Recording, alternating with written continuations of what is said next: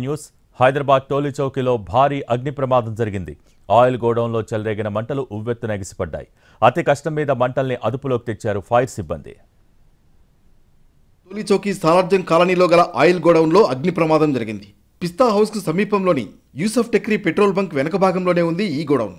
దీంతో మంటలు ఎటు నుంచి ఎటు విస్తరిస్తాయోననే భయాందోళనలు వ్యక్తమయ్యాయి. ముందు జాగ్రత్త చర్యల్లో భాగంగా చుట్టుపక్కల ఇళ్లలో ఉన్న వాళ్లను వెంటనే ఖాళీ చేయించారు పోలీసులు. మంటల్ని అదుపు చేయడానికి తీవ్రంగా శ్రమించారు ఫైర్ సిబ్బంది.